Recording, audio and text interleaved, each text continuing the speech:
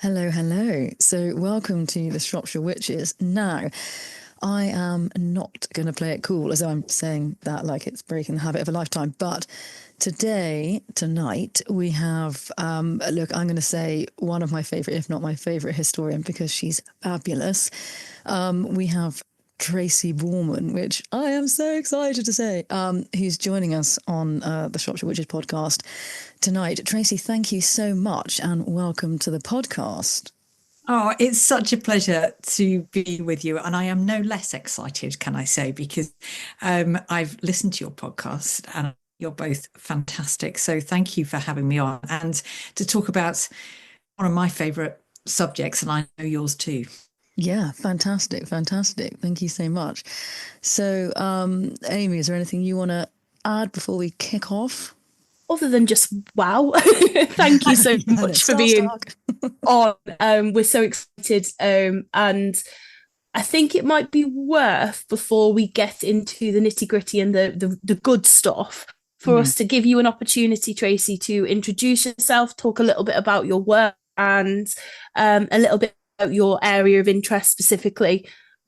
Sure. Thank you so much. Yes, so I'm Tracy Borman, and I'm an author, historian, and I've kind of added broadcaster recently to my description because I do quite a lot of these sort of things, and a bit of here and there, and I love it. Basically, I talk about history and I write about history. That sort of sums up my life, and really most of my books to date have been set in the Tudor period. That's where my love of history began, when I was studying for my A levels, and it was my teacher, Mrs. Jones, who just ignited that period for me, and I've been in love with it ever since. But I have strayed into other periods, notably the Stuarts, and I think they might crop up a few times in the course of our chat. And a particular interest for me as well has been this very dark time in our history, which you both have encapsulated so brilliantly in this podcast, which is, of course, the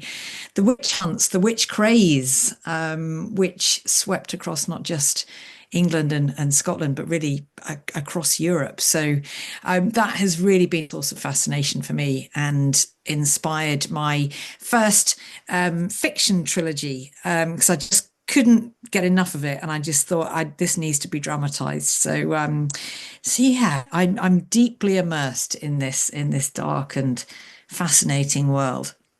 Fantastic. I love that. So I think we'll do it as a kind of a bit like a sort of just kind of questions and discussions, if that's okay. Sure. Yeah, Absolutely. Cool. Okay. So first, maybe it's a little bit kind of broad stroke, and I'm sure you've been asked this before, but in terms of the witch trials, if maybe should we look at in the times of James the First or the Sixth, if that's kind of the area maybe to go to. What would you say? Well, maybe if not definitive dates, but what kind of would you say was the time frame, and what do you think started this? I suppose frenzy might be the word.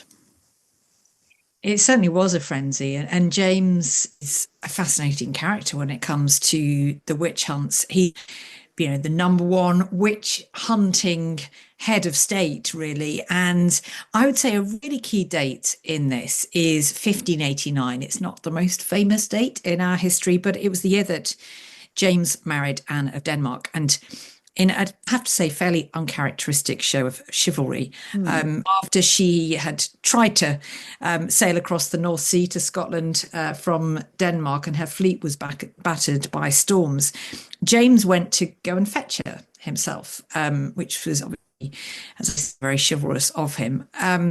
But then his fleet was battered by storms as well, and Denmark was very much obsessed with witch hunting. And whilst there, because James did eventually make it over to Denmark to collect his new bride, and whilst there, really his already quite keen interest in witch hunting was massively accelerated by meeting like-minded Danes who persuaded him that neither of these storms, the one that had battered back Anne's fleet and then the one that had dealt James's a similar treatment, were accidental. They were both the result of a bewitchment.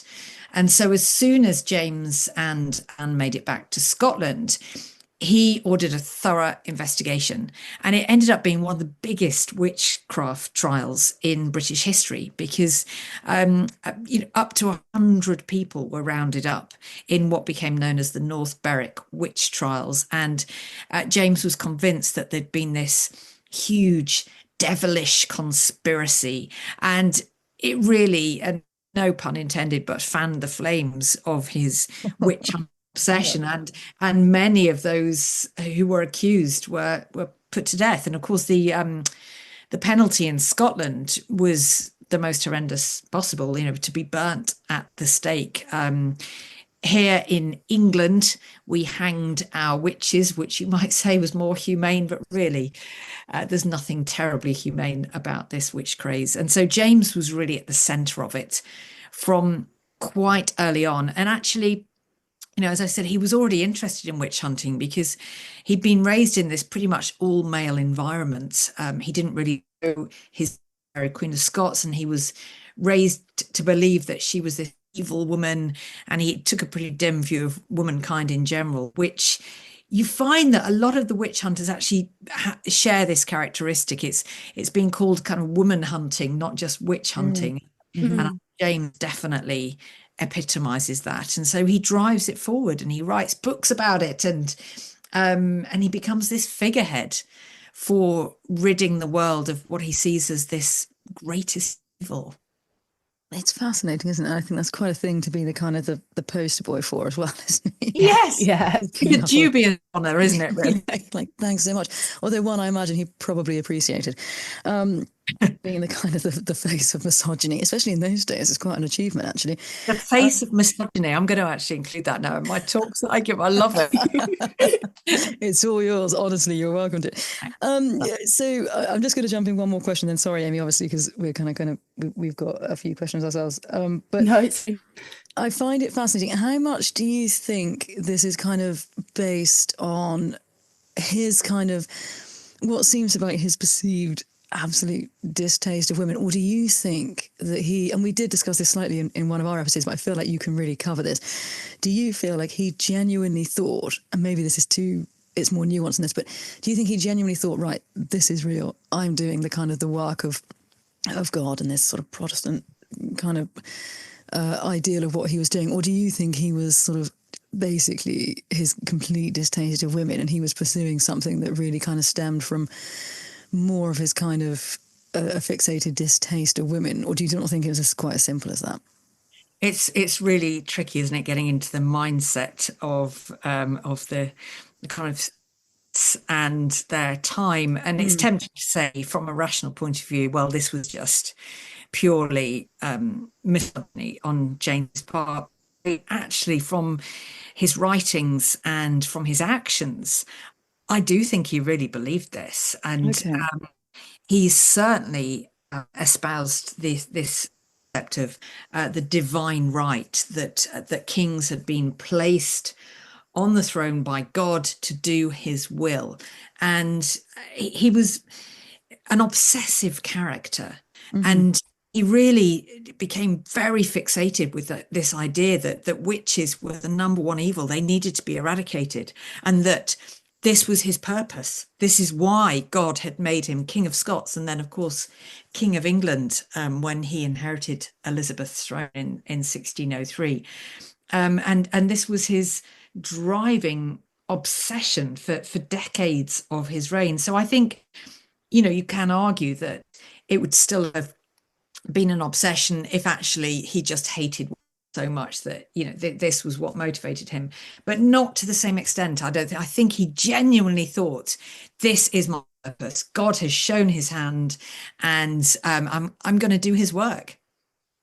That almost, in a way, I don't know how you feel like this as well, Amy, that almost makes it sort of spookier in a way, almost more sinister, because it's like he's kind of almost a bit kind of Charles Manson is like overseeing this really quite dark thing, that he's fully aware, no doubt, of the violence and things that's going on towards women, but he's kind of overseeing it in this way that he genuinely believes that this is what he's ordained to do. This is his kind of life's work. And I mean, that's quite a sort of interesting life's work. But the fact that he sees it as this kind of almost like just mission from God is creepier somehow, isn't it? I mean, it's awful whichever way you look at it. But to me, it seems all the more sinister if he genuinely thought this was the righteous path and that was the way to go about it. It just seems a little bit more spooky somehow. Do you think so?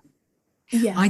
Sorry, I'm chipping in there, but I certainly do. I'd be interested to hear, Amy, your thoughts on this as well. But there is something really quite disturbing about this, because it's a belief that goes deep where James is concerned, and you get the feeling others involved in the witch hunts, they do it for a number of different reasons, whether to kind of put women firmly back in their place, or kind of sexual deviancy creeps in as well, and that is just the most disturbing facet of all, I think. No, I completely agree as well. I think there's a tendency within our looking things through a modern lens to think that it is misogyny, and it is. It's by definition it's misogyny, but to look at the actual belief in the power of witches and the palpability of these witches being able to enact such harms. Then on the flip side, him believing that it's his divine duty to rid the world of these powerful entities, whatever you want to call it.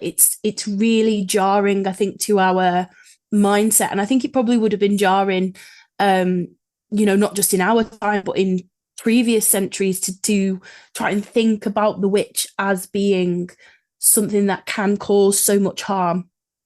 Yeah, absolutely. Yeah, it's always really dangerous, I guess, for us as 21st century observers to go back and try and delve into the 16th century mindset and make all sorts of assumptions. It was a very, very different time, of course, and as well as witchcraft, it was a God-fearing age, and people had real strong beliefs that perhaps don't really resonate quite so much today. But James was certainly, he practiced what he preached, and I think it all kind of sprung from a genuine conviction, and that's what drove him on. That's really interesting, and I love that kind of slight sort of positive spin on it, of kind of like he practiced what he preached, which is like kind of the nice way of being like, the guy was a bit of an arse, but he at least let's give him like he did practice what he preached. I was trying to be fair to him, but quite difficult to be fair to James. That kind of made me think of like when we were young and we were teenagers, and I talked to my mum or something, we'd be like, "Oh, is he hot?" And my mum would go, "Well, he had a lovely smile," and we're like, "No, then." And I feel like you've just done the same thing for James as well. You've just gone, well, he practiced what he preached. It's the most diplomatic, and I love you for it. Yeah. I've done faint praise. But it's nice. It's good, because I think it's really interesting, and I think, of course, you're absolutely right. This idea of this kind of modern slant that we put on things of kind of saying, oh, it's one thing or it's the other, and of course, like just a little bit further down the line, we'll talk a bit about Anne Boleyn, if that's okay as well, because she's a good example of someone that, we kind of absolutely immortalise someone. We go, they're this, they're that, they're a femme fatale, or they're whatever. But like all people, they're nuanced, and obviously he was nuanced in varying degrees, let's say. But it's interesting, and of course, I suppose first and foremost, it was such a like that kind of non-secular time to them. This kind of stuff was as real as, like, if I said to you, "Oh, what's the weather like down south?" and you said it's raining, I'd take you at your word. But like, of course, if then I said, "Oh, I'm saying that," actually we three talking about this probably would say, "That's really interesting." But if I said, "Oh, I don't know, there's a ghost on the stairs," it's probably a bad example if we're talking, but we'd go, "Oh, that's okay," a little bit. You wouldn't. But for those guys, it was completely real, wasn't it? This idea that someone could use the supernatural or something, whatever other to create bad or harm was absolutely feasible. Like, to us it seems weird, we were talking about like Malice Maleficar and things like this, but they absolutely thought that was reasonable. And do you think that was kind of across the board, or do you think there was people like us kind of thought it was, I say interesting seems a bit of probably the wrong word, but do you think that most people felt it was real, or do you think people kind of like, come on, like, calm down? I think there were people who we could perhaps relate to a little bit more, who were starting to question this. And I think there's a real geographical difference, certainly between Scotland and its southerly neighbour, England, where there was a rising skepticism about this whole idea of witchcraft. By the time James married Anne of Denmark and the whole thing started to snowball in Scotland, really, Elizabeth, love her. I love the book, great thing about love Elizabeth. her. She could never really get that interested in the witch hunts. There were a few persecutions during her reign, but really, you know, just a tiny number compared to north of the border. And she wasn't the only one. You know, books were starting to appear that questioned this, and is the witch craze justified at all? Do witches even exist? And I think it's important here just to bring in the fact that witches had always been around, and witches really was a word that covered, you know, healing and cunning folk. And I talked about this in your podcast before, about there used to be a real force for good. They were, and actually these wise women who also now were suddenly seen as witches probably were a lot more effective at curing patients than the physicians with their leeches and goodness knows what else that they used. But then suddenly it was turned on its head when Pope kind of declared war on witches, and then it was turned into something darker. But I think under Elizabeth, that sort of original positive role played by the women who were now called witches, that people got back in touch with that, and absolutely, she was she just wasn't very motivated at all to hunt witches. Of course, it all rather changed when she died. Her throne passed to James, and then he absolutely brought his witch hunting fervor with him when he became King of England. And now you get the sense that the people of England are like, oh, okay, what do we believe now? Right, okay, yeah, witches, they're really bad. Let's do something about it. Get Shakespeare writing Macbeth to flatter the new king. You know, it's the witch play. But I love, my favorite bit of Shakespeare trivia is that he makes Macbeth the shortest of his plays because he knows James is always falling asleep in the theatre. So makes it short and sweet so that the king might stay awake. So, but yeah, suddenly England has to believe in witches again once James is its king, and this is where you see persecutions start to soar in the sort of local court records, and it just makes really grim reading because we were going in the right direction, and then suddenly there's this huge backward step when James is king. That's so interesting. And I think kind of, you know, and look, Shakespeare is incredible. And I think it's, you know, we all know about kind of literary characters with sort of kind of debauched personalities, like Dickens, case in point. But like Shakespeare has to be the most talented sycophant there ever was, I think. But come on, Will, you're better than that. Quite literally, look what you can write. But, you know, I appreciate in a time where he had to kind of please the king, he was going hook, line and sinker. But it's an interesting idea. And I never, do you know what, considering absolutely I love Elizabeth I as well, but I'd never sort of considered the idea of witch trials or anything like that under her reign. And it can't be a coincidence, not to bang the drum again of kind of misogyny, but this idea that there's a woman on the throne and it's a fairly different attitude towards women, or those things don't necessarily, they're obviously not authorized in the same way. And then a man comes on the throne and it changes again. But then maybe, do you think towards the end of her reign, was there any kind of, I don't know if this is something that's able to answer because maybe it's kind of only anecdotal, but do you think there was any kind of simmering distaste towards women, the fact that you'd got a virginal woman on the throne for so many years in what was possibly like obviously the kind of the glorious reign? Do you think by the end of her reign that there was kind of some rising issues, a bit like if you had kind of you know, the far right under like, you know, Labour or something, they're always kind of spouting all this stuff, going, oh, they're going to do this and do that and destroy Little Britain and all that nonsense. Do you think there was any of that under Elizabeth I, that when James came to the throne, it was kind of the kind of the seeds were already planted and he kind of just came there and watered it, and it was like, great. Do you think it was like just good timing? Do you think he'd have been able to do all of that had he followed maybe Henry VIII or something like that? Gosh, that's a really good point. And your listeners are going to think that this question is planted because it's boy, not, I promise.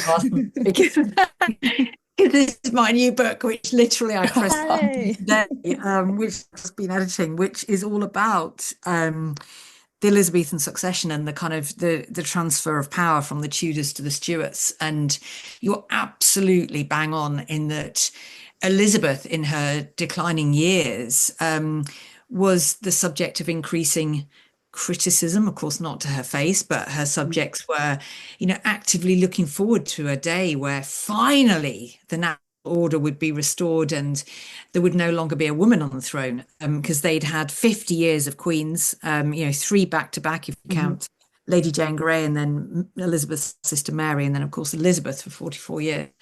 And people wanted the rightful situation, which was a man ruling over them. And so they were, very eager that Elizabeth's successor, even though they didn't actually know for sure who it was going to be, they were very eager that it would be a man. And James had the strongest blood claim, so he was the front runner, very decidedly. And then there was widespread rejoicing when he was proclaimed king a few hours after Elizabeth's death in March 1603. But you know what? Be careful what you wish for, people of England, because that rejoicing doesn't last very long. I mean, James arrives in his new kingdom. He's sort of taken his time to get here, not in a particular hurry to leave Edinburgh. And then he finally arrives in London. And he's kind of not got a good word to say about it. He's complaining about everything, even the weather. I mean, for God's sake, he's from Scotland. How much worse can it be? Come on, mate. But the weather's not right, and he's full of cold, and he's sneezing everywhere, and he's got terrible manners. And one courtier is kind of scandalized that the new king is, quote, forever fiddling with his codpiece. And they think, what is that? Red flag. And suddenly, like, bring back Elizabeth, actually. She was great. She was great. We're not sure. And then, of course, I'm being quite flippant here, but there were more deep-seated causes of unease about James, because many of England's Catholics had hoped for better times when he came to the throne, because, of course, even though he was a Protestant, he was the son of the great Catholic martyr, Mary Scots, but he persecuted them even more than suffered in the Tudor period. And this gave rise, of course, to ultimately the gunpowder plot. But then, of course, you also get this witch hunting fervor, which, as we've said, initially James's subjects kind of want to curry favor, so they play along with it. But then it starts to cause quite a few misgivings, and people aren't quite sure that these witch hunts that have become so prevalent and silent really are justified. And it's sort of this very rapid unraveling then for the new Stuart dynasty. It feels like suddenly the monarchy has lost a lot of its power, and of course that's carried to the extreme in the reign of James's son Charles, where the monarchy is extinguished. Now, I'm not saying that's just because of the witch hunts, but it certainly didn't help. People just saw James as very, very alien. In fact, they called him alien.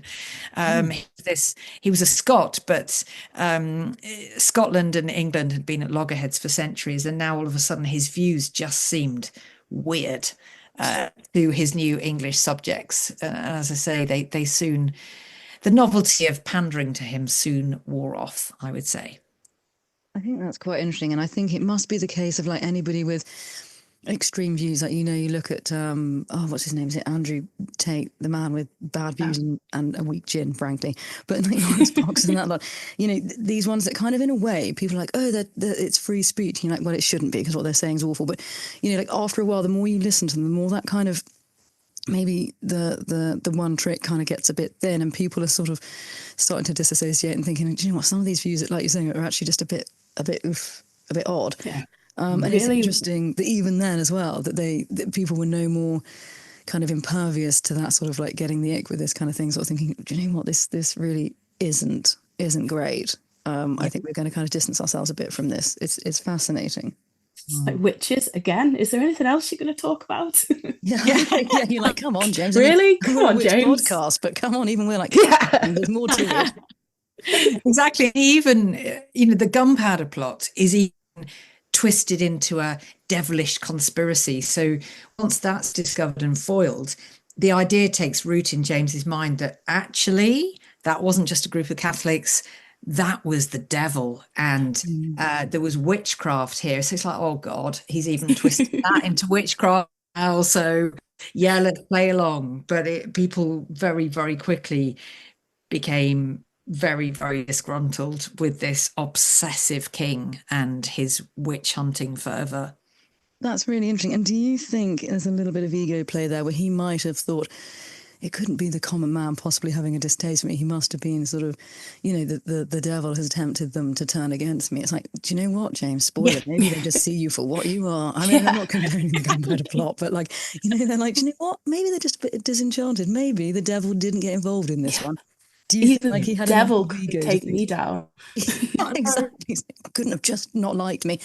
Do you think some of it was driven by his ego, that he genuinely thought that the common man just maybe just couldn't comprehend these views that he had, that he put himself above everybody else? Yeah, absolutely. I mean, he's been described as the wisest fool in Christendom because he was very I know, it's a good one, isn't it? It was the poster boy for misogyny, which is my personal favorite. Yeah, that's gone. That's that way, yes. Because he was highly educated. He's actually had a very sharp intellect and wit. Obviously not quite as good as Elizabeth, but even so, very, very intelligent. Superb education. But his obsessive nature kind of really clouded his thinking, but he liked to believe that he was a cut above his subjects, not of course, just because he was king, but intellectually. It's like the whole tone of his book Demonology, there's the manual for witch hunters is so condescending, and it's like, right, let me just explain this to you in simple language that you might understand. It's that sort of vibe in James's book. And clearly, if people don't agree with him, it's just that they don't understand. And one of those. He does have a huge ego, actually. And this whole kind of concept of the divine right as well. It's like he's so convinced of his own rightness in everything, whether it's witch hunting or hunting Catholics or courting his favorites, whatever it is. God is on his side. How can he possibly be wrong? It's just his subjects need to be told, and they need to understand that that this is the way it is. So I think he does see himself as in fact, he uses this language as the kind of nursemaid and teacher of his people. That's how he absolutely envisions his role as king, in that he's there to educate people and to enlighten them and to save them from themselves and from the evil in society. And it doesn't quite last, though, throughout his reign, and we might be getting onto this, but later on, the later James is a poor imitation of this very, very stridently self-confident king who takes over from Elizabeth. That's so, I find that so interesting, and this kind of just this idea that the level of kind of, I don't know, infallible sort of is probably not unusual, because to be honest, Henry VIII, whichever way this was pointed at, Henry's just pointing more to having sons and things, but this idea that just everybody else just doesn't get it is kind of worrying, first and foremost, but also probably not historically a staggering surprise, is that you're a bit like, oh, there is a bit of a common theme going through these. But I suppose, despite being the kind of Freudian nightmare of kings, he's kind of, this poor guy is getting like so much merch, just different T-shirts with taglines on describing poor James. But if he had any, as a curveball, I mean, you did say actually some redeeming traits in terms of his intelligence and things like that. Was there, before we kind of move maybe on to sort of like things that happened during the witch trials, but was there any kind of demonstrably sort of, or maybe this actually goes to his later reign, kind of redeeming features, or any sign that at any point he suddenly thought, oh, actually, maybe this wasn't a great move? Yeah, and certainly he had redeeming features. He was actually quite funny. for one. I am actually quite struggling here to think of, but he had a great sense of humor. That's the one, yeah. When Francis Bacon, the sort of great philosopher and statesman, presented James with, he was always writing books and dedicating them to important people, and he dedicated this kind of weighty tome to James, who commented after having kind of tried to read it a week later. He said to Bacon, "Your book is like the peace of the Lord. It passes all understanding." And I thought that's a withering put down if ever there was. Yeah, no, he was capable of wit.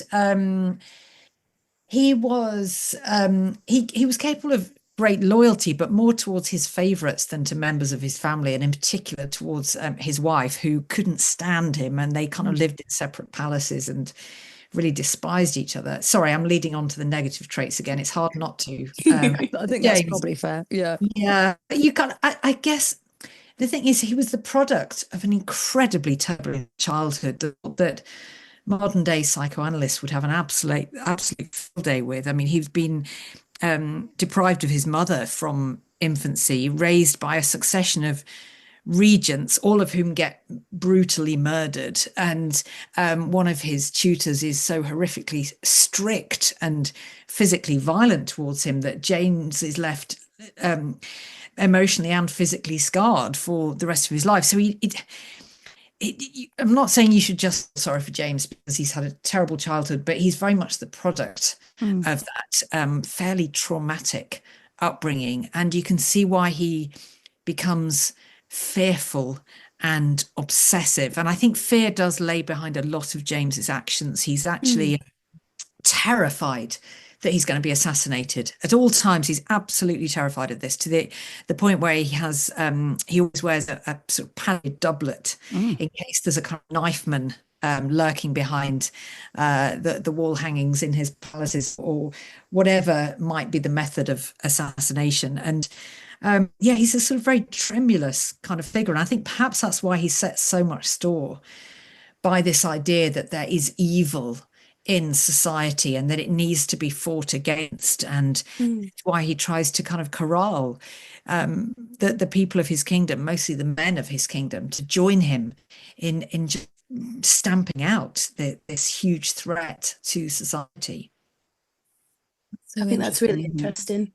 Yeah, sorry, you go, Amy. You're going to say, yeah. I think it's really interesting, that idea of looking a little bit deeper at him as a person, unpicking him a little bit and seeing that fear as a real palpable thing, and also how that could drive the almost obsessive idea of witchcraft having this nefarious role within his life, or this potentially nefarious role within his life, because so much of, slightly at the time but also slightly later, ideas of witchcraft comes from fear. It comes from a lack of understanding and a lack of kind of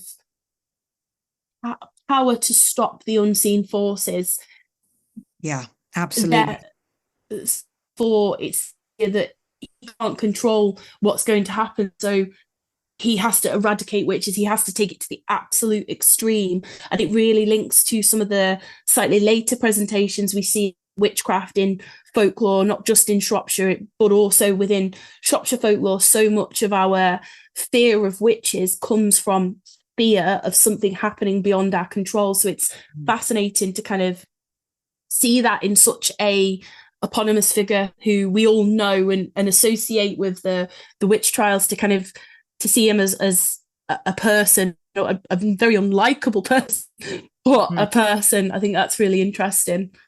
You're so right about that kind of fear of what can be the cruel randomness and unpredictability of life. And of course, this is an age before, great advances in scientific discovery and understanding enough of the world to know that there are natural disasters that can be sudden, and these things that suddenly happen, a crop failure, the death of a child in a local community, that in absence of anything to explain it, people turn to witchcraft, and it must be that, and who's to blame, and they're always looking for a scapegoat, and that drives so much of it, just this fear of the unknown, and it's people just kind of cling on to anything that might just explain this disaster that has befallen them, and that really does fuel the witch hunts very much, as you say. And I think that's really interesting because within the Shropshire context, it doesn't so much fuel witch trials because we don't really have many witch trials in Shropshire, bizarrely. But it fuels so much of the social isolation, the social stigma, and even within kind of our earliest kind of references to witches or witch trials as we know them is from around the 1540s through to the 1600s. And if they're not being put on trial physically, because there's a bit of an apathy towards the idea of putting witches on trial. At one point, there was a trial in the 1600s with in Wem, and it was kind of laughed out of the courtroom because it wasn't really the purpose of the magistrates to deal with it. It was a social thing. But you do see witches being associated, and the devil, I think, to an extent as well, with the power in life that can take. They are the things that take things from you, so you need to come up with these ways to stop them. So it's really interesting to see that on a wider context and a more national context within the figure of James. Yeah, absolutely. And there's one kind of notorious example from my home county of Lincolnshire that really got me into this whole subject, and that's and it was all to do with this kind of idea that things happen in life that you can't explain, so people look to either guard themselves against that or to blame somebody for it, and that was the death of the two young sons of the Earl of Rutland, who was quite a prominent figure in Jacobean England and a bit of a favourite of the king. And his two young sons suddenly became very ill. They complained of a fever, and they were sort of hallucinating, and of course to contemporaries this looked quite scary. This looked like they'd been possessed, these two little boys, and one of them died quite quickly, but the other lingered on, and the mother, so the Countess of Rutland, she was the one who pointed the finger of suspicion at three women who worked at the castle where she and her husband lived, and they were Joan Flower and her two daughters, Margaret and Philippa. And immediately, everybody was delighted to have these scapegoats because nobody liked this family. They didn't like these three women. They lived alone. There was no mention of a man. So either Joan was an unmarried mother or she was a widow. And they were sort of on the periphery of their community. They didn't go to church, and you see this, don't you, with the witch hunts, that you can kind of, there's like a tick box. What is going to put you in the frame of witch hunt? You know, tick owns a cat, yes, and you're somehow ostracized by your community. You don't fit in. You're not popular, yes, and so they fit all of this, and so of course there's very, very quickly action taken against them, and they end up being subjected to trials for witchcraft. And I think it was one of those trials that actually killed Joan, who seems to have been quite an elderly woman, and her daughters were then taken forward to a formal court trial in Lincoln, my home city, and they were swiftly condemned. And this is, by the way, that just staggered me, that the average witchcraft trial was 20 minutes. And today, like a murder trial would probably run into weeks, if not months. 20 minutes. And usually the accused didn't understand any of the proceedings. They weren't really allowed a defense. So yeah, it was just like a conveyor belt of convictions. And that's what happened with poor Margaret and Philippa, these two daughters of Joan Flower, and they were condemned and then hanged. And forever after, in local folklore, it's the witches who killed one of the earl's sons and nearly killed the other. And interestingly, because the other son did actually die a few years later. And there's a magnificent monument to them both in the church of Bottisford in Leicestershire, close to the castle. And it's the only known mention of witchcraft in writing in a church on their monument. It says that they were put to death by wicked practice and sorcery. So yeah, it's worth taking a look. It's quite an extraordinary monument. But yeah, that's really what fired my imagination. This quite high profile case at the time, but which has since been lost really to history. And we hear a lot about the Pendle witches and of course Salem over the Atlantic, but less about the Earl of Rutland's sons, and that really would have been a scandal in James's reign. Yeah, and I think that's so interesting because I think so many of our witches, our women, are forgotten about. They aren't. There's very few, I think, that have reached the profile of things like Salem or Pendle, and they are important stories. It's not to deny the importance, but in every county there are women who have been persecuted and have been erased, sadly, or partially erased from history, or reduced to folklore. That idea of the wicked witch, the evil woman that murders children or is a paragon of sexual sin, and all these tropes you see throughout England's folklore and probably further afield.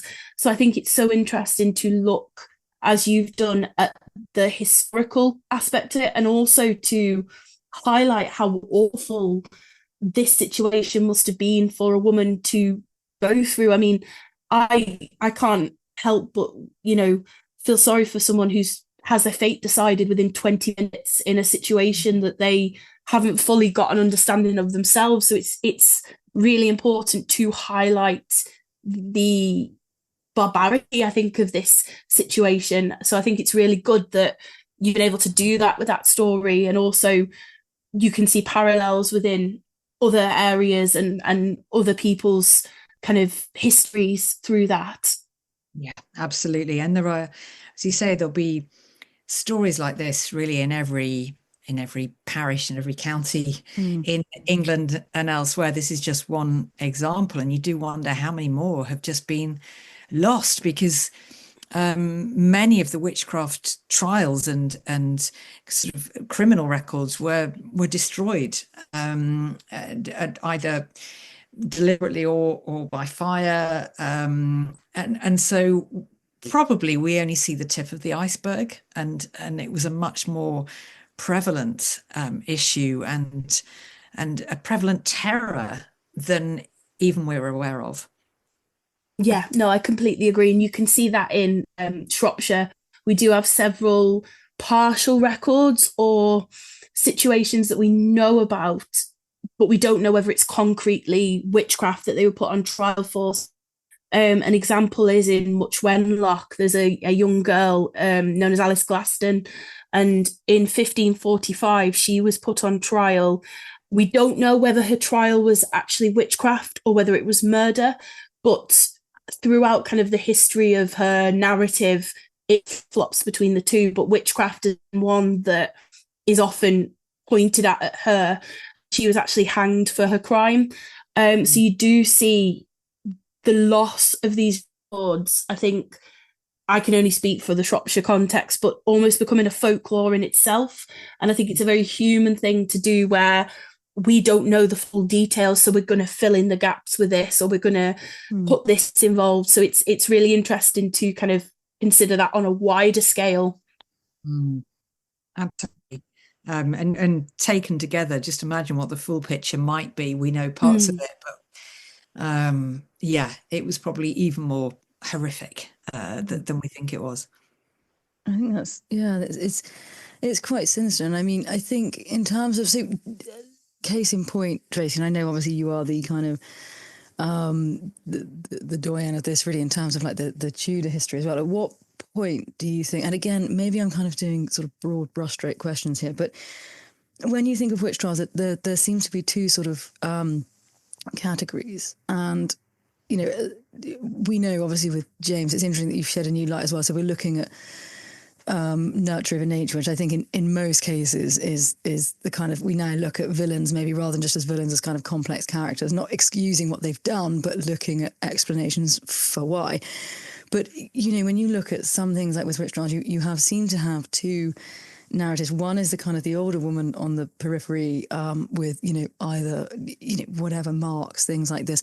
They're like, well, she's a bit strange. And then you've got the other side of the things like maybe like Anne Boleyn, where it just fits a narrative to say because she was hypersexualized and things like that. And, and witchcraft was one of the accusations against Anne Boleyn, I think, wasn't it? But yeah, which we know obviously is nonsense, but it'd be great if you could talk more about that. How much do you think the idea of witchcraft became sort of hypersexualized, or do you think that was only in certain cases like Anne Boleyn where it fit the narrative? Because I know at one point they described her as the thin old woman or something just pretty awful, but she was considered charismatic and all these sort of things. So her characteristics that had been deemed attractive then fit a narrative that suited people to say, well, of course she did all these things because look how she behaves. But how much of witchcraft do you think was kind of categorized out of sort of aim towards sexuality and things like that?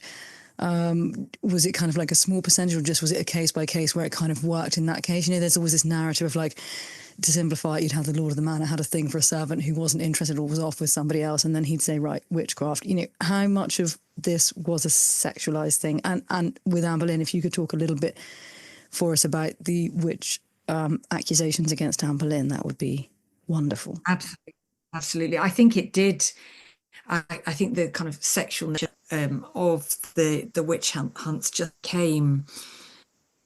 Really, it took over. I mean, it perhaps started as a fairly small part of the whole thing, which was driven more by the church's concern about the rise of female authority that had happened in the Middle Ages, and this was definitely a response to that, and it was also an attempt by the church to just reassert its power.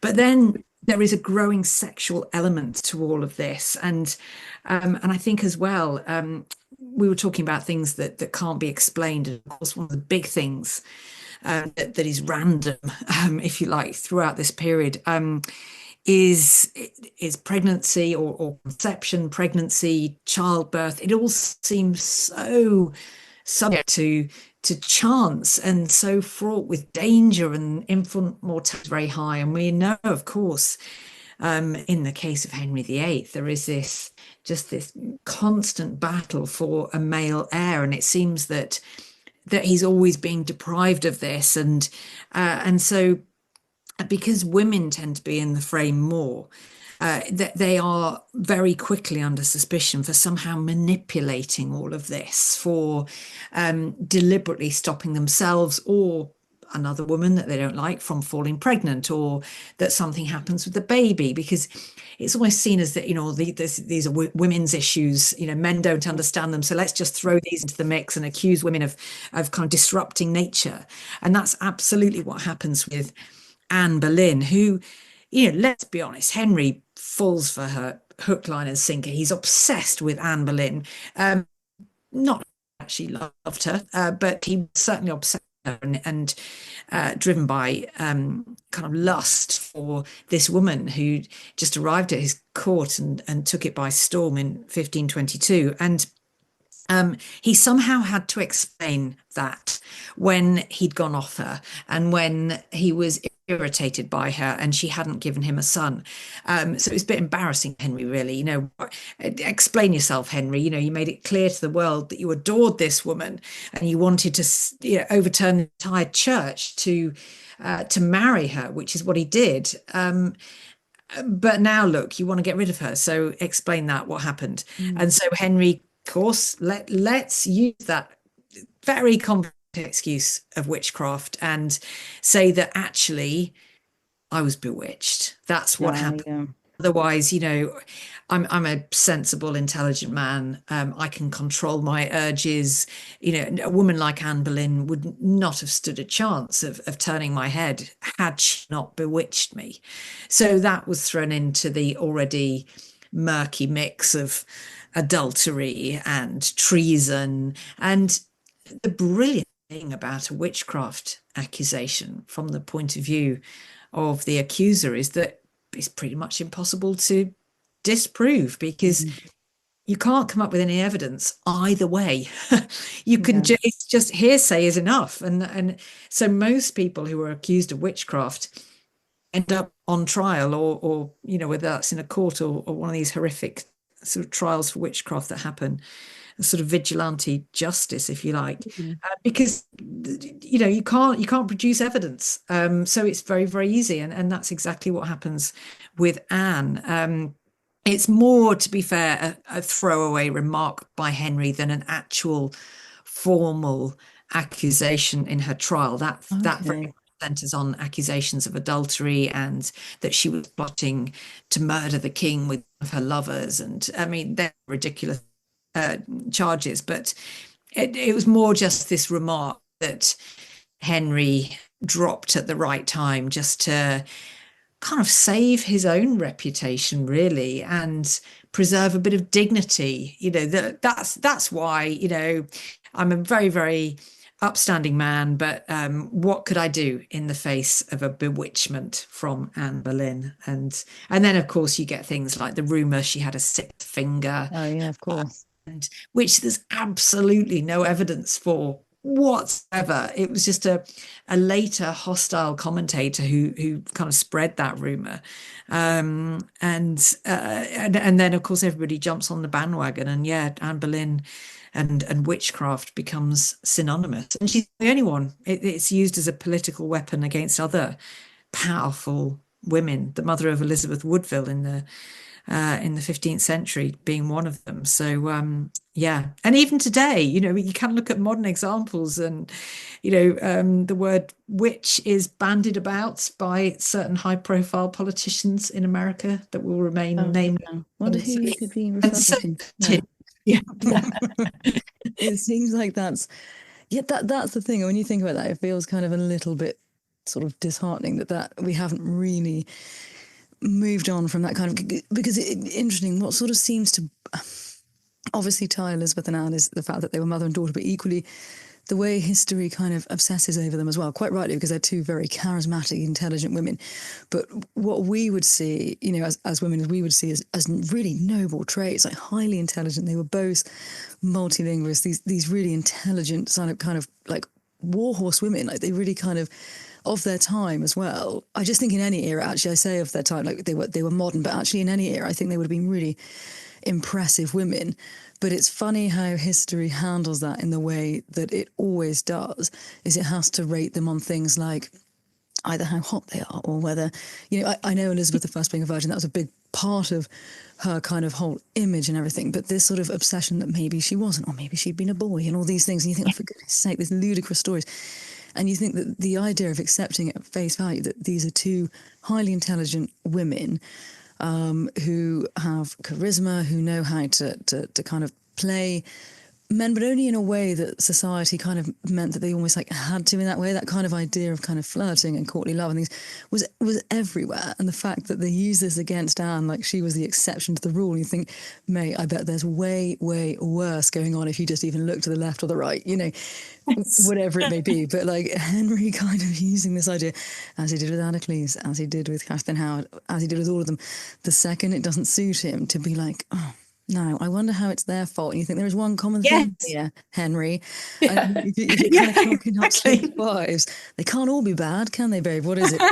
He is the walking red flag, isn't he, really, frankly? Stay clear. There you go. Another killer phrase, the walking red flag. Is Henry VIII, the common denominator in all Why is it like, the jolly monarch? You're like, no, I'm sorry. His lineup is not a jolly monarch. Look what happened to his wives. I think it's so interesting. You mentioned earlier, actually, I'm intrigued to know, you mentioned the latter part of James's reign, and you said maybe we could talk about that. Are there something sort of you feel that is kind of poignant to mention that you think would be, or maybe something that most of us don't know? Because I think the latter part, a lot of us don't know. He's sort of immortalised in one kind of time to do with like the Gunpowder Plot, the witch trials, things like that. But after that, most of us, unless we're experts like yourself, don't really know. It's almost like he just vanishes, and then we don't know anything until kind of, his son comes up again. So what would you say is kind of poignant to talk about in the latter part of his reign? Yeah, it really shifts for James. And I think disillusionment kicks in when he realizes that actually his new English subjects kind of fairly scornful towards him. They're more than scornful. Parliament doesn't bend to his will in a way that he expects it to, because he has this divine right. But English parliaments are at work a bit differently. And even the Tudors, who are sort of seen as this all-powerful dynasty, had worked in collaboration with Parliament, but James doesn't. And he's forever kind of locking horns with his English parliaments and government. And he kind of just loses energy once he's been king for sort of 10, 15 years. And kind of just throws in the towel and just spends most of his time hunting or in the company of his favourites, and he leaves the business running to really his counsellors, to Robert Cecil and the like. And yeah, there's a real sense that he becomes disillusioned in a big way. Even his obsession with witchcraft starts to cool, and it's like he's in his latter years starting to kind of question himself and think, actually, did I get that right? And certainly you see witchcraft cases starting to decline on the statute books, those that still survive. But the supreme irony in all of this is that when James lies dying in the early months of 1625, and his physicians are desperately trying to save him, or at least alleviate his suffering, he calls for the services of a wise woman. So exactly the sort of woman who he would have condemned for witchcraft. And he says, just bring me a wise woman, she'll know what to do. And you just think, wow, gosh. At the very end, he realizes, perhaps they're not witches after all. Perhaps they're actually quite helpful. And please, could I have one to attend to me? Now, there's no record that any woman ever took on that particular job. So revenge is sweet. Yeah. I think you'd be like, oh, is that what you want, James? Well, you can jog on, mate. I'm not doing that. Yeah. I've got one last question. I'm sure Amy's got a question for you as well. But in 2022, Scotland pardoned the witches, obviously, and sort of explained, as a kind of a mistake, I suppose. How do you feel about that? Because my thought was, you can't possibly, or maybe, pardon them for something they couldn't have arguably have been. What is your feeling on it? I'd be fascinated to know. Yeah, I'm kind of with you on that. I read it at first thinking, oh, this is great, this is positive. Yes, I did. a kind of apology. But then it kind of turned into more of a pardon. And as you say, they don't need pardoning. They were innocent women who were persecuted and suffered horrendously at the hands of the state and of the king. So I think, I suppose you could say it's a positive thing, because it shines a light on this huge injustice in Scottish history. But the phrasing could have been better. I think apology, unqualified apology, rather than any notion of pardoning these women for something they've done. But I suppose it's better than nothing. Maybe, but I think it could have been done a little bit more sensitively, I think. No, that's probably history altogether, isn't it? I've got one, just very quickly, sorry, I'm going to one last thing. I was going to say, this kind of, this fetishizing of witches, says the Shropshire Witches podcast. But this idea guilty, yeah, sorry. At least they can't burn us or hang us now. But downstairs I've got a mug that says witches brew, and obviously invariably I always get kind of stocking fillers with witch gifts. What do you think about this modern kind of idea, which is kind of slightly tongue-in-cheek, about this modern kind of almost like fandom of witchcraft? I know Amy and I find it's the history of it I find so fascinating, and the fact that a lot of people were othered and wronged, and but this idea, there seems to be something of a renaissance of women finding some sort of common theme to come under together of the banner of witchcraft. Do you think it's reactionary to the patriarchy that still exists, because even seatbelts aren't designed to be worn by women because they're really uncomfortable? Or do you think, is it the case of women kind of finding unity in things, and actually there's something of a kind of heroine complex, in the same way that Anne Boleyn was kind of, now is hero worshipped by a lot of women in many ways, quite rightly? Do you think anything men at some point had a distaste for, we're like, yeah, we're doing this now. What do you think? Sorry, Tracy, I talked over you there as well. No, I think, gosh, yeah, it really chimes with the whole obsession with Anne Boleyn. She's by far the most popular of the six wives today, and she's a real icon to get behind this idea of a strong female figurehead who's been wronged. And I think definitely this sort of modern popularity of witchcraft in all its forms, and it's seen as this kind of powerful uniting force for womankind, and it's very positive. I think I've had more letters and emails and comments and everything else about my books on the witch hunts than pretty much any other subject. It brings people out the woodwork, but I have to say, in a really, I'm really, they're really positive. But you get to hear of people from all sorts of walks of life who really embrace the whole concept of witchcraft in terms of its original being, the sort of white witches, the forces for good, the harnessing of nature, the being attuned to the natural world, and that sort of vibe, if I can call it that, that's very much I think it's very positive, and it's more popular than ever. And I do think it falls into the same camp, as I say, as the kind of fight against the patriarchy that Anne Boleyn and her followers also can relate to. And by the way, can I just say, what you said about seatbelts, they were so right. Yes. They absolutely designed with women in mind. Yeah. And I've been wearing them all my adult life, or well, as a child too.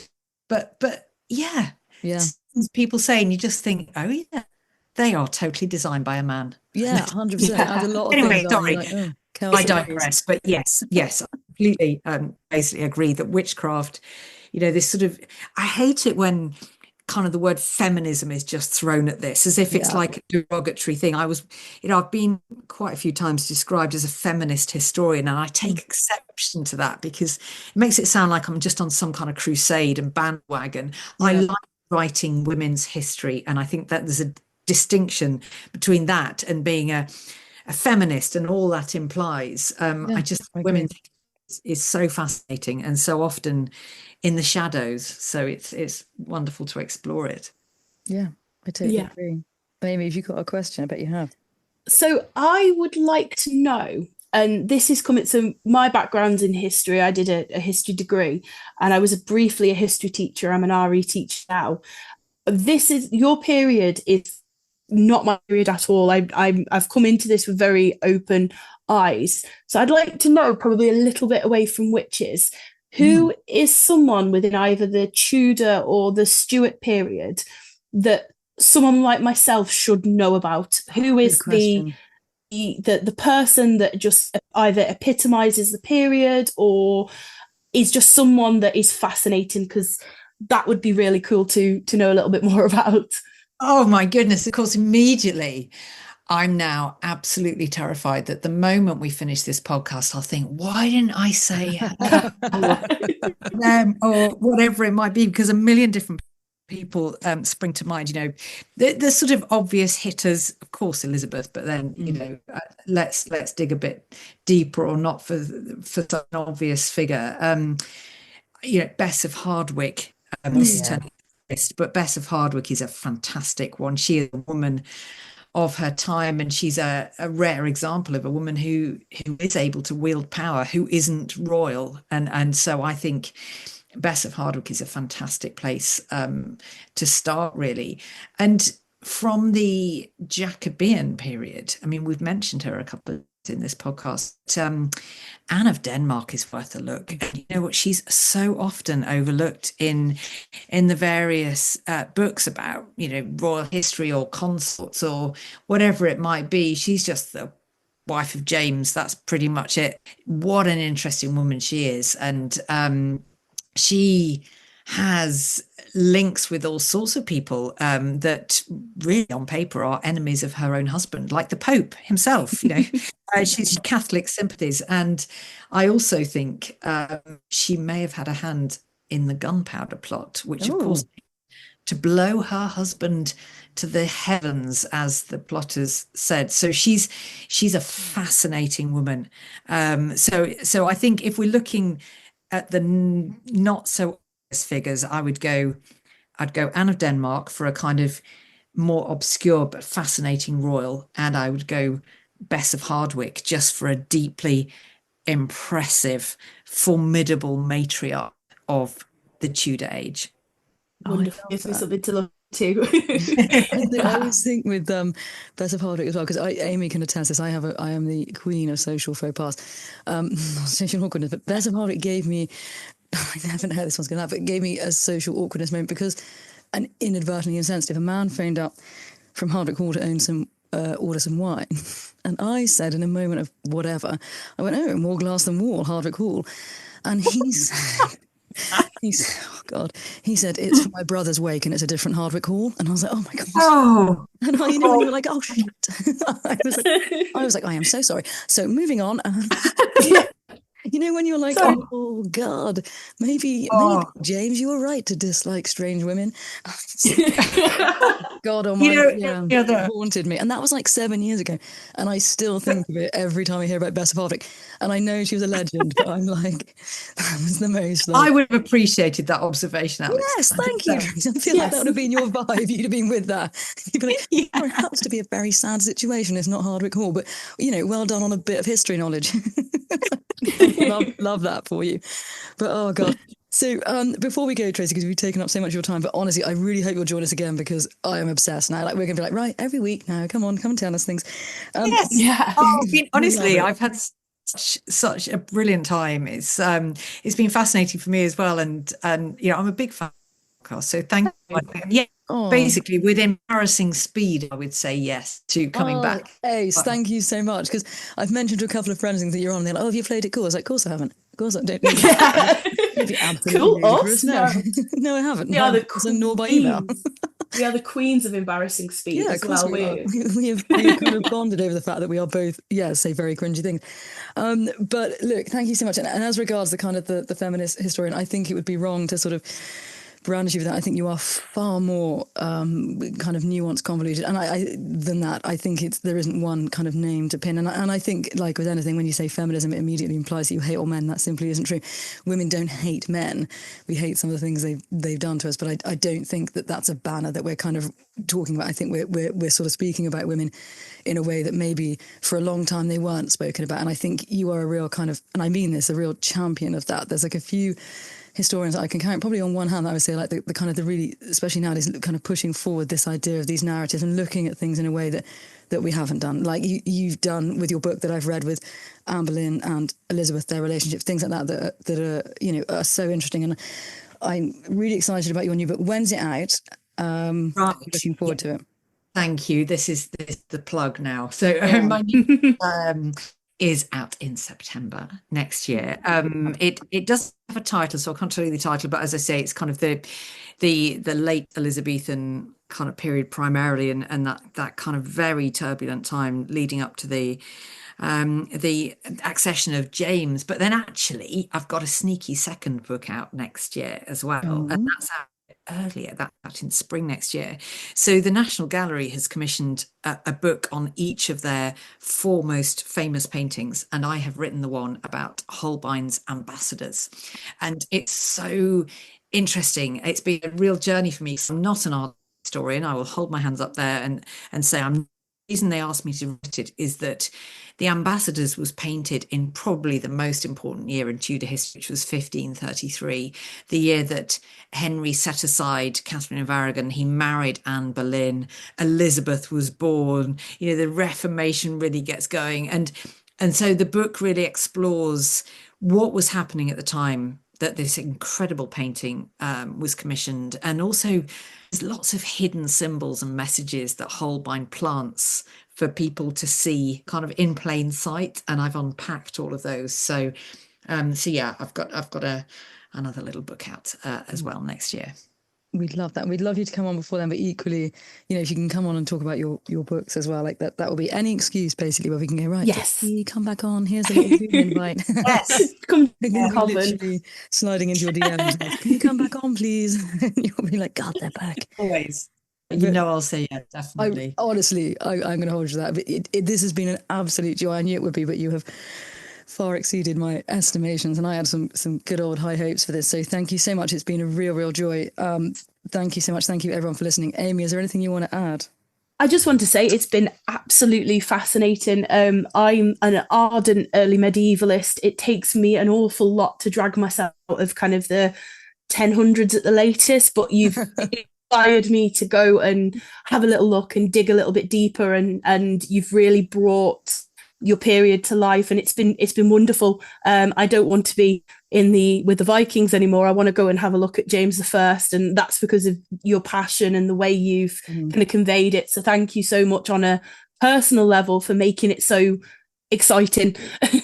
Yeah. Oh, that's so lovely to hear. So, well, I hope you'll enjoy your voyage forward a few centuries, Yes. and explore more about these the Tudors and the Stuarts. But yeah, I can quite understand the They Vikings. are cool, aren't they?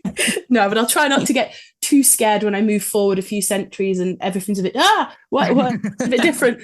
No, but it's been wonderful, and I think one thing I find so brilliant about speaking to yourself is how accessible you've made it well. Yeah. Because like I said, I come from, when I'm not being a witch on the internet and a folklorist, I come from a education background, and I know that if some of my students listen to this, they would understand the period in a way that they wouldn't if it had been someone else, or if it had been kind of the textbook or that kind of thing. So it's wonderful to see you bring the period to life.